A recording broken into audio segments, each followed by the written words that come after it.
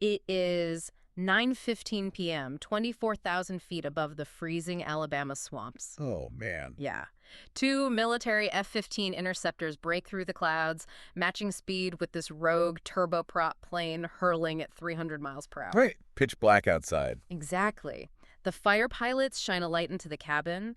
The cockpit is completely dark. The passenger door has been violently ripped open, just flapping aggressively against the fuselage. And the pilot, well, he has simply vanished into thin, freezing air. Just gone. You absolutely have to stick around until the very end of this episode to hear the unbelievable resolution to this mystery. We are Mike and Abby, and welcome to Wild Crime Podcasts. We are officially done with boring, slow burn true crime. We're tearing into the most baffling cases on Earth, untangling the lies, and dropping you right in the middle of the madness. Whether you are on a long drive, crushing a workout, or just feeling a little bored, we are here to walk you through the mystery and make your next hour incredibly thrilling. So we are digging into the incredibly bizarre, honestly infuriating file of Marcus Schrenker. Very infuriating. He's a 38-year-old financial advisor from Indiana, and the sheer audacity of what this guy pulls off, it's going to make you want to rip your steering wheel off or throw your phone across the room. Totally. It makes my blood boil. We have an absolute mountain of sources for our investigation today, too. Oh, yeah. Thousands of pages of federal court documents. National Transportation Safety Board crash reports. Securities and Exchange Commission filings, and some really revealing interviews compiled by true crime author Matthew Cox. Right, the guy who actually spent time with our subject behind bars. Exactly. Our mission today is to completely deconstruct the anatomy of massive fraud, understand the physics of a completely insane midair stunt, and really profile the mind of a guy who, he just simply refused to lose. It really is an incredible display of pathological behavior and just institutional failure. Yeah, failure at almost every level. We are examining a man whose entire existence was constructed on this incredibly fragile foundation of escalating deceptions. Yeah. What's truly fascinating here isn't just the final chaotic stunt he pulls. It's the years of psychological manipulation, the weaponization of trust. And the specific mechanics of the financial fraud that pushed him to the point where he thought jumping out of a plane into the freezing night sky was his most logical option. Which is just wild logic to begin with. Right, because before we get to the empty plane and the fighter jets, we really have to understand the illusion he built. The whole facade. Exactly. If you looked at Schrenker from the outside right before this crash, you'd think he was the ultimate American success story. He was living in a $4 million, 10,000 square foot waterfront mansion. Oh, wow. In Indiana. Yeah, in this highly exclusive Indiana neighborhood. The locals actually call it Cocktail Cove. Cocktail Cove? Are you kidding me? No, that's the real name, because the entire culture there revolves around, affluent boaters driving around, socializing with expensive drinks in their hands. Wow. It's the kind of place where your net worth is basically printed on your forehead. It's the absolute picture of manufactured elite status. He drove a luxury Lexus. He owned a glossy white Piper Meridian turboprop plane. And that plane alone was worth over $2.2 million. Right. And he didn't just have one plane. No, of course not. He had two extra 300 aerobatic stunt planes. Wait, aerobatic stunt planes? Yes. Fully composite, high-performance aircraft worth $750,000 each. He bought them just so he could fly in international air shows and, feed his massive ego. Unbelievable. He wore tailored Armani suits. His wife was dripping in diamonds, carrying Prada bags. He curated this image designed to project absolute, unshakable financial stability. But the reality behind all the Armani and the stunt planes was a complete and utter con. A total house of cards. And his primary targets for this con are what make it so incredibly despicable. He specifically went after retired and active Delta Airlines pilots. Which was not an accident at all. No, not at all. It was a highly strategic choice. Commercial pilots, particularly those reaching the senior captain level, generally earn substantial incomes. Often well in excess of $200,000 annually. Right. But more importantly, they maintain massive, highly liquid retirement portfolios and pensions. By targeting a specific wealthy niche, he was employing a classic affinity fraud tactic. I want to focus on that phrase for a second, affinity fraud, because it explains exactly how he bypassed their defenses. It's like a wolf sneaking into a sheepdog convention by wearing a fake badge. That's a great way to put it. He got them to trust him by lying right to their faces and speaking their specific language. He would walk into a meeting, give a firm handshake, look them in the eye, and claim he was a fellow military pilot. Oh, the stolen valor is just gross. It's sickening. Yeah. He bragged about flying A-10 Warhogs and F-15s in Desert Storm. He even claimed he interned with NASA and flew supersonic jets for the government. Which is completely absurd if you just look at a calendar. Right. I actually did the math on this. If he flew F-15s in Desert Storm based on his birth year, he would have been 20 years old. Oh my God. He would have literally been the youngest fighter pilot in the history of the United States Air Force. Which is this glaring neon red flag that should have stopped everything immediately. You would think so. But this is where he relied heavily on the unwritten social contract. When someone looks you in the eye and casually mentions their military combat service or, a prestigious government internship. You don't question it. Right. The average person doesn't immediately demand to see their DD-214 discharge papers. It feels incredibly rude to challenge someone like that in a casual setting. Exactly. They stammer, they act impressed, and they lower their guard. Mm. He knew that the shared identity of being an aviator would create this automatic bond. When in reality, he was never in the military. Never. Before he became this high-flying wealth manager, he was literally waiting tables at an Olive Garden. From breadsticks to stealing millions. It's completely infuriating. So he gets these seasoned commercial pilots to hand over their life savings, their pensions, everything they've worked decades for. And then he pushes them into these financial products called index annuities. Right. And the only reason he pushed them is because the commission payouts for him were massive. We're talking up to 17%. Which is astronomical in finance. I want to break down exactly how this works because the finance industry uses all this jargon to confuse people. How does an index annuity actually trap a retiree? Well, it's essentially a contract with an insurance company. The promise he sold them is that your money grows with the stock market, but you are protected from losses if the market drops. Sounds great on paper. It sounds incredibly safe, which is exactly what a retiree wants to hear. But the reality is far more predatory. The gains are strictly capped. So if the market has a great year, they don't get the full benefit. Exactly. If the market goes up 20%, the retiree might only see a 4% gain. Meanwhile, the broker, meaning Schrenker, takes a massive upfront commission. And the real trap is the surrender fee. Right, the surrender fee. It's like a financial Roach Motel. Spot on. The money checks in.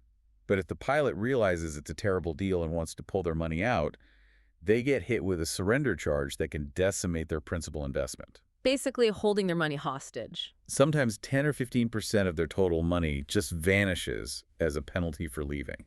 And Schrenker didn't care about their long-term growth at all. He engaged in a practice called churning. Which is highly illegal. Yeah, meaning he was basically selling them the Roach Motel, waiting a little while, convincing them to move their money to a slightly different Roach Motel, and taking another massive 17% cut every single time they switched. Completely draining their savings through hidden fees. And when the market started crashing, he didn't stop. He just pivoted. He created a fake Euro fund and essentially started running a blatant Ponzi scheme. Taking new investors' money to pay off the old ones. It's classic fraud. We really need to pause the timeline right here and dissect the pathology of this behavior because this is not your standard white-collar financial crime. No, it's much deeper. We were looking at a clinical diagnosis of Pseudologia Fantastica. More commonly known as pathological lying.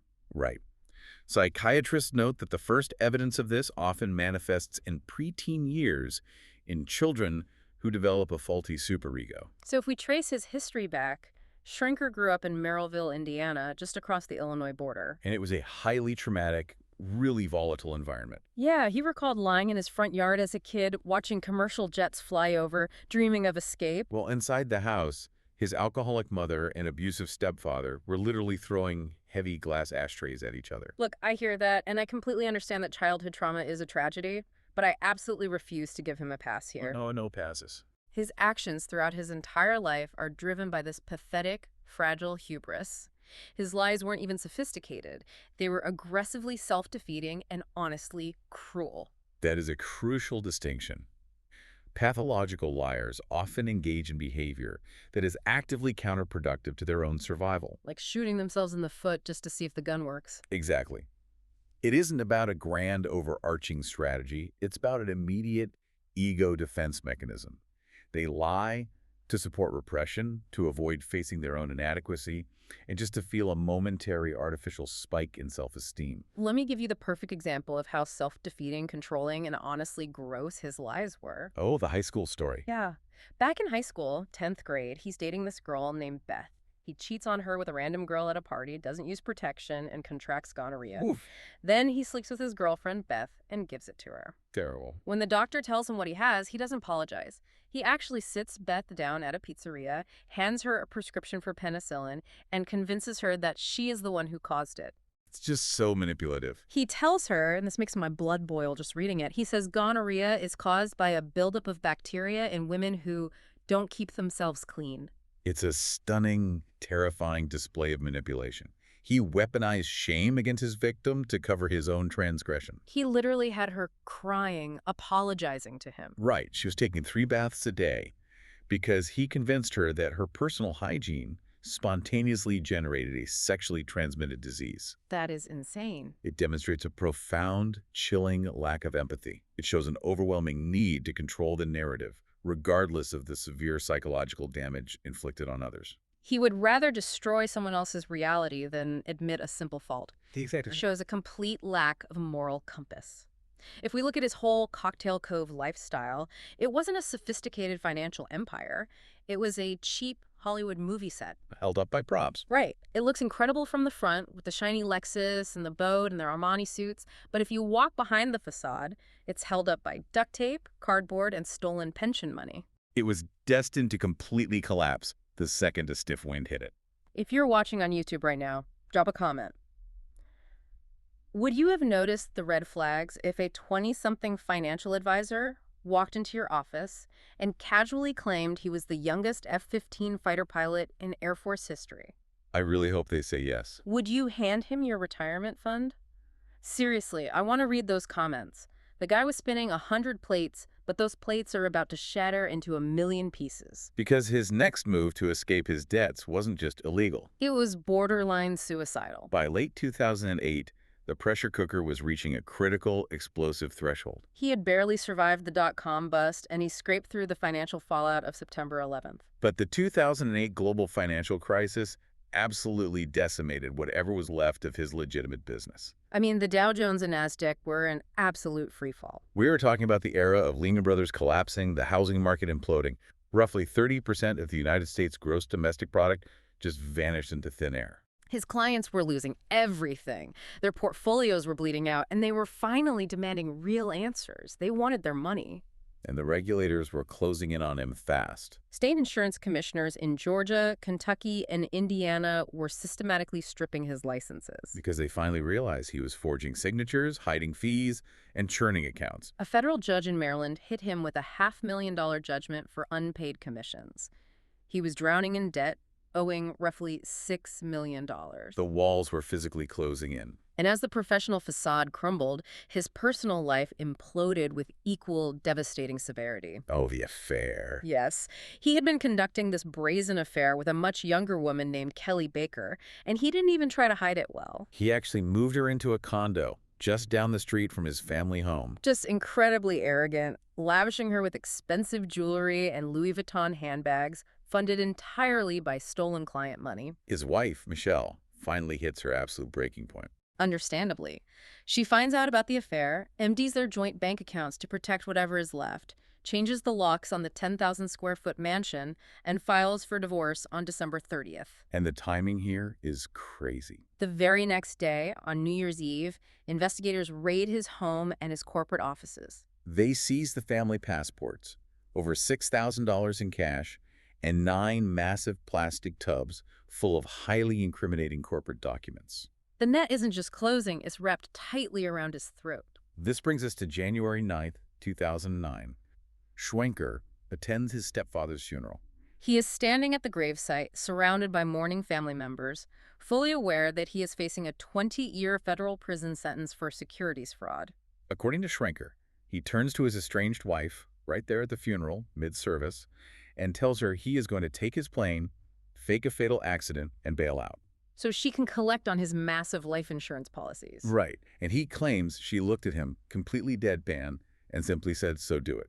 Which, Knowing what an absolute pathological liar he is highly questionable. Very questionable. He loves to cast himself as the victim pushed to the edge. But whether she said it or not, the premeditation officially begins. The very next day, January 10th. Exactly 24 hours before his infamous flight, he drives a pickup truck over 600 miles from Indiana down to Harpersville, Alabama. He rents a rural storage unit using the fake name Jay, pays the facility manager in cash, and promises he will be back on Monday. And what does he stash in this unit? A bright red Yamaha racing motorcycle with saddlebags full of survival supplies. From a tactical investigative standpoint, prepositioning a getaway vehicle is a classic textbook evasion technique. Sure. It establishes a ground transport vector far removed from the planned incident site, creating a physical disconnect for law enforcement trying to track his movements. Okay, I have to interrupt here because I'm losing my mind over this specific detail. The bike. A bright red racing motorcycle. Are you joking? It's not subtle. Think about this. If you are trying to fake your own death and completely disappear into the rural backwoods of Alabama to avoid a massive federal manhunt, a screaming red crotch rocket is the absolute worst, most conspicuous choice you could possibly make. That's true. Every local cop, every civilian sitting on their porch, every trucker on the highway is going to notice a guy speeding by on a bright red sport bike. It's absurd logically, but it perfectly illustrates the conflict between his desire to escape and his deeply ingrained narcissistic need for dramatic flair. He couldn't just get a beige Honda Civic. Exactly. A gray 10-year-old sedan would be the logical choice for a fugitive. But a red racing bike, that fits the action movie narrative he was actively constructing for himself. He's playing Tom Cruise in his head. He didn't want to be the invisible man slinking away in the shadows. He wanted to be the daring, cinematic fugitive outrunning the law. Well, the ground setup is ridiculously sloppy, it's arrogant, and it makes zero sense. But what he actually executes in the air is going to leave you entirely speechless. January 11th, 2009. The day of the flight. Schrenker arrives at the municipal airport in Anderson, Indiana. He boards his Piper Meridian, tail number N428DC, files a standard, seemingly innocuous flight plan for Destin, Florida, and takes off into the freezing evening sky. By 9 p.m., he is cruising at 24,000 feet over Alabama. He is cutting through the freezing thin air at 300 miles per hour. Suddenly, he reaches over and squawks a frantic distress call to the Atlanta Air Route Traffic Control Center. He yells into the headset, acting completely panicked. He screams, 428 Delta Charlie, this is an emergency. Windshield has failed. I'm bleeding profusely. The reaction from air traffic control is immediate and intense. They scramble. I mean, a shattered windshield at that altitude is a catastrophic structural failure. They start desperately rerouting all nearby commercial traffic out of his path.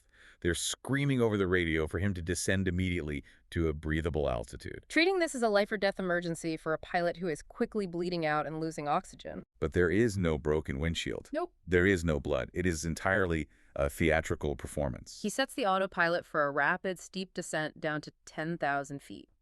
His plan is for the plane to level off, fly out over the Gulf of Mexico, run out of fuel hours later, and sink into 1,000 feet of dark water, completely erasing all the physical evidence of his escape. Once the autopilot is engaged, he initiates his highly dangerous exit sequence. He wraps his communication headset tightly around the yoke to keep the microphone physically open. Simulating an open line in an empty cockpit, then he swallows a handful of oxycodone painkillers he brought with him to dull the impact. He crawls into the passenger cabin. He straps on a specialized stunt parachute. And then he does something almost mythical. He allegedly takes a heavy drop bag containing 50 pounds of solid gold coins and double ties it securely to his ankle. Which is absolutely insane. Just the physics of 50 pounds tied to your leg while skydiving. But here's where the mechanics of his stunt violently turn against him. He doesn't wait for the plane to reach 10,000 feet. He gets impatient. Somewhere around 18,000 feet, he grabs the heavy aluminum door handle. We have to explain the physics here because this is wild. At 18,000 feet, the air pressure inside that sealed, pressurized cabin is significantly higher than the thin, freezing atmosphere outside. Right. When he turns that handle, he isn't just opening a door and stepping out. The cabin violently equalizes. It's like popping a highly pressurized balloon. Exactly. It wasn't a calculated jump. It was an explosive decompression event. The hull pins retract, The atmospheric seal breaks, and the violent blast of escaping air instantly rips the door open. It physically ejects Schrenker out of the cabin like a cannonball into negative 40-degree Fahrenheit air. And as he is blown out, the sharp metal clamshell stairs of the door catch and severely snag one of the heavy nylon straps on his parachute vest. So now he is dangling outside a plane, flying at 300 miles per hour. Being violently slammed repeatedly against the frozen aluminum fuselage. The wind resistance at that speed is at hurricane strength. It's tearing at his body. When he finally breaks free and his parachute deploys, the sheer, brutal force of the wind instantly shreds the canopy. He is tumbling toward the earth in the pitch black, with nothing but tattered nylon trailing behind him. And we must mention his subsequent highly graphic claim regarding this descent. On this part. He later told a fellow federal inmate that during the violent ejection and the subsequent jerk of the shredded parachute, the heavy nylon crotch strap of his harness snapped upward with such force that it physically severed his left testicle. Wow. I am sorry, but I do not believe that for a single second. I mean, it's Schrenker. This is the exact same guy who lied about getting gonorrhea from a dirty bathtub. He is constantly trying to make his story sound as hardcore, gritty, and tragic as possible. He wants to be an action hero who survived impossible odds. Exactly. The veracity is highly suspect, certainly. It aligns perfectly with his need to mythologize his own suffering. Meanwhile, back in the air, the military has responded to the frantic distress call. At 9:15 p.m., 2 heavily armed F-15 Eagle fighter jets out of New Orleans intercept the Piper Meridian. They pull up alongside the aircraft, the pilots looking through their canopies, fully prepared to assist a dying, bleeding civilian. Instead, they shine their lights and see a dark, completely empty cockpit and a passenger door flapping violently wide open in the wind. The military pilots realize instantly they are escorting a ghost plane. The empty plane continues flying on autopilot for another 200 miles straight across the sky. Finally, it runs out of fuel, the engines choke, and it crashes at 9:20 p.m. into a thick swamp in East Milton, Florida. And here is the terrifying, unforgivable part. It narrowly misses a quiet residential neighborhood by just 50 yards. He could have wiped out an entire street of sleeping families in their beds. That is the ultimate horrifying manifestation of his pathology. The lives of the innocent people on the ground were entirely secondary to his desperate need to escape the consequences of his fraud. He viewed them as acceptable collateral damage in his personal action movie. If you're watching on YouTube right now, drop a comment. What would your reaction be if a completely empty $2 million ghost plane crashed 50 yards from your front door in the middle of the night? Seriously, how do you even process waking up to that?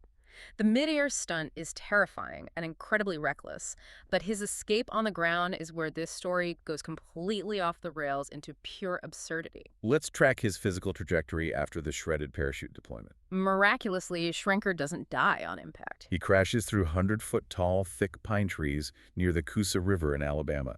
The dense branches tear at him but slow his descent just enough to save his life. He plunges straight into the freezing, dark river water. And he later claims the current was so strong he had to cut the 50 pounds of gold loose from his ankle just to keep from drowning. Convenient. So he drags himself out of the muddy riverbank. He is bleeding, he is heavily bruised, and he is high out of his mind on oxycodone. He trudges blindly through the thick, freezing woods in the dark for hours. Finally, at 2:30 in the morning, he stumbles out of the tree line and walks up to a brightly lit convenience store in Childersburg, Alabama.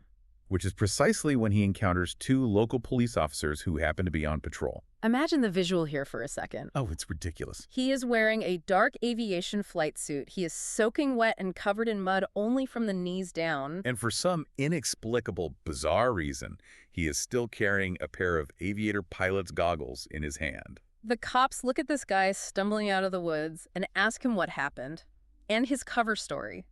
His supposedly foolproof excuse that he had months to plan. It's so bad. He looks at them, dead serious, and says, "I was in a canoe accident." At 2:30 in the morning. In freezing January. Wearing a military-style flight suit and holding aviation goggles. It is a profoundly weak, almost insultingly stupid fabrication. But the real structural, psychological breakdown occurs when the officers ask him for basic identification. Right. He is in the middle of executing a highly elaborate plan to fake his own death, to vanish forever into a new life. And what does he do? He reaches into his wet pocket and hands the police officers his real, authentic Indiana driver's license bearing the actual name Marcus Schrenker. This proves beyond a shadow of a doubt that he is not some evil genius. He is an arrogant, delusional narcissist. He has spent his entire adult life talking his way out of trouble. With his wife, with his angry clients, with federal regulators.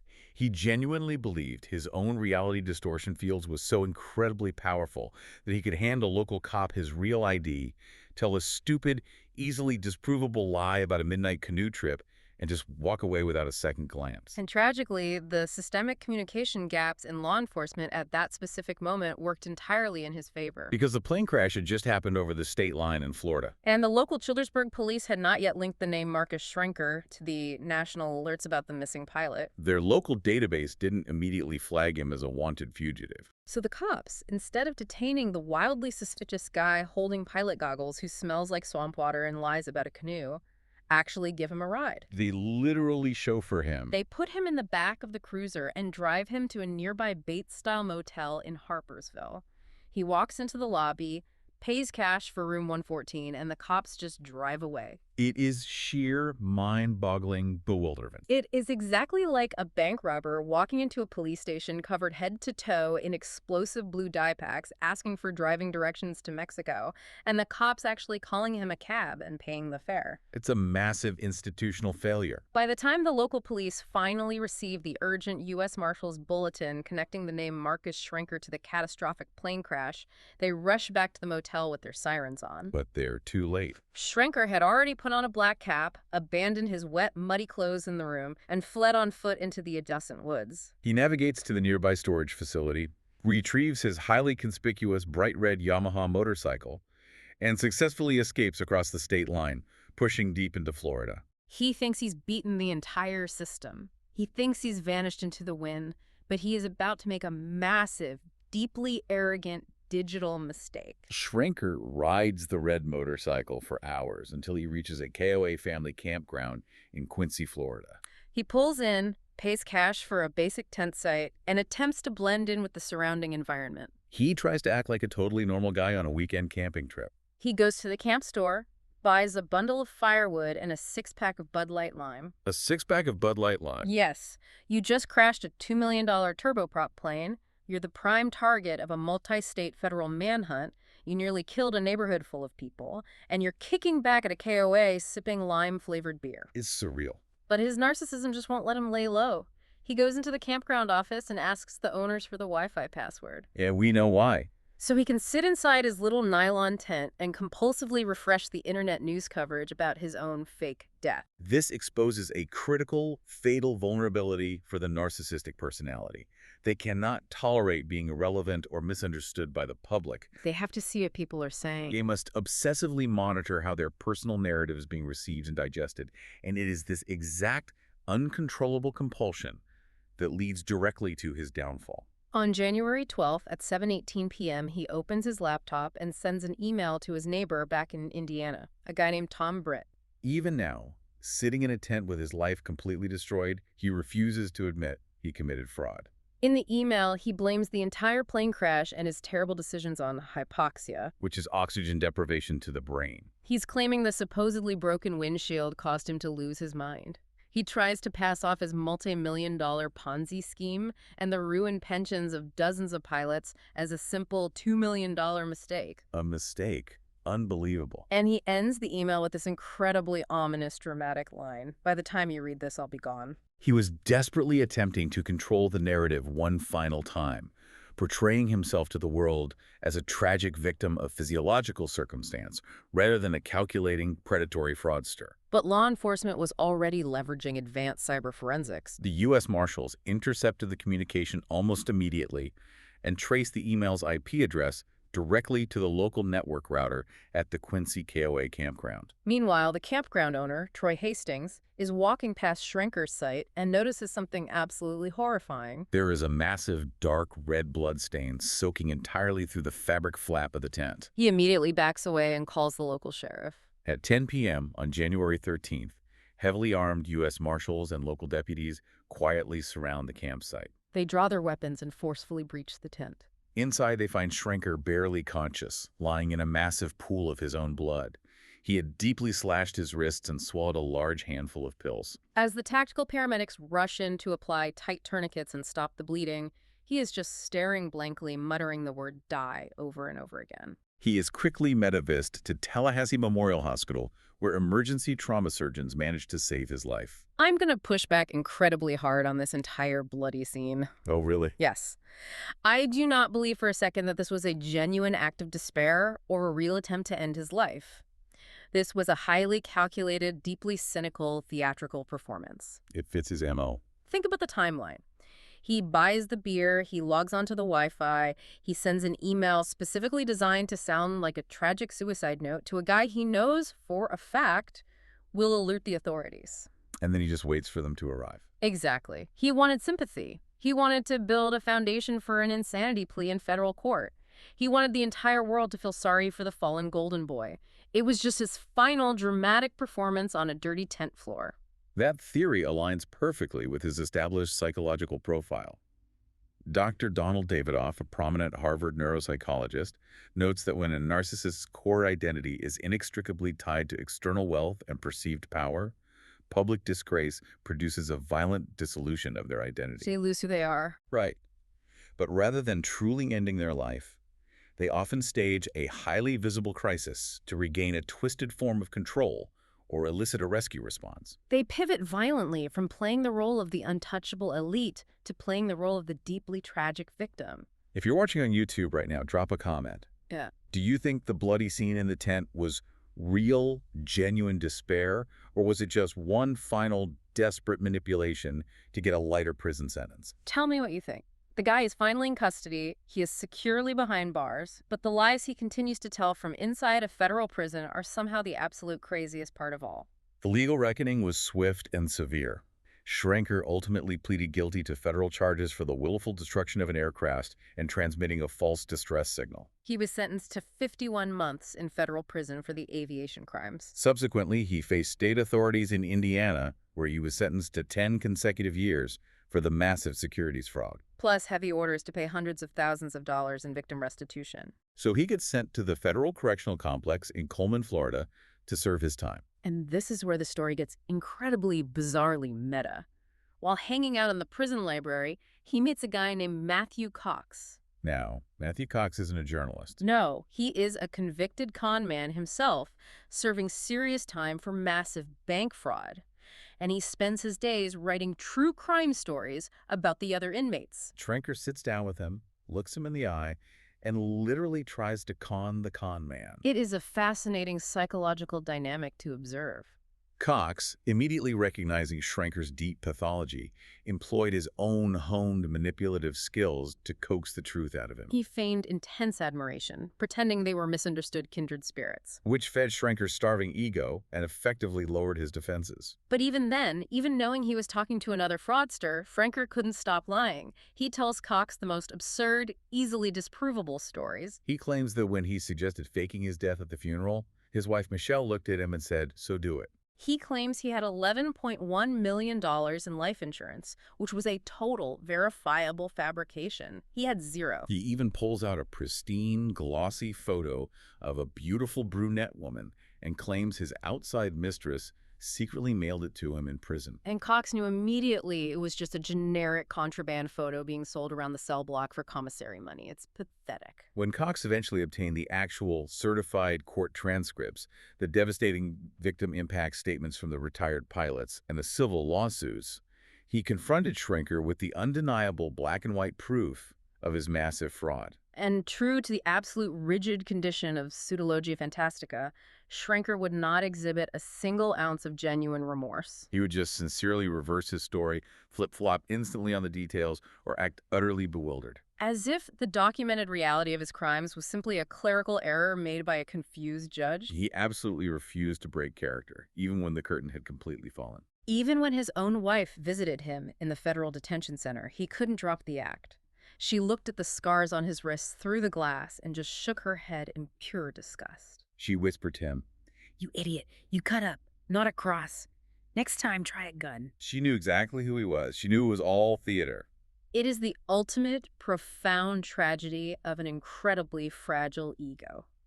Here is a man who was granted enormous privilege, incredible resources, and the deep trust of seasoned veterans. But rather than admit he had failed, Yeah. rather than face the humiliation of losing his superficial wealth and his cocktail cove status, he consciously chose to destroy a multi-million-dollar aircraft. He abandoned his 3 young children and risked dying in a freezing Alabama swamp. He burned his entire world to the ground simply to avoid saying the 3 hardest words for a narcissist. I was wrong. That is exactly it. His fragile ego was literally the most dangerous thing in the sky that night. But before we wrap up our investigation today, I want to leave you with one final, deeply chilling thought to mull over. Think about that heavy canvas drop bag. The 50 pounds of solid gold he supposedly tied to his ankle and then had to frantically cut loose while drowning in the dark waters of the Coosa River. Was that just another pathetic, pathological lie to make his story sound like a gritty James Bond movie? Or is there actually a massive fortune in gold coins sitting at the very bottom of an Alabama river right now just waiting for someone to find it? It is a question that perfectly encapsulates the enduring, frustrating mystery of Marcus Schrenker. Separating the fiction from the reality is almost impossible. All right, if we made your drive, your workout, or your downtime even a little bit better today, do us a massive favor. Whether you are watching on YouTube, streaming on Spotify, listening on Apple Podcasts, or literally anywhere else, hit that follow or subscribe button right now. We drop episodes like this frequently, bringing you the most fascinating cases in the most interesting way possible. Lock in, because you do not want to miss the crazy mysteries we have queued up for next time. See you then.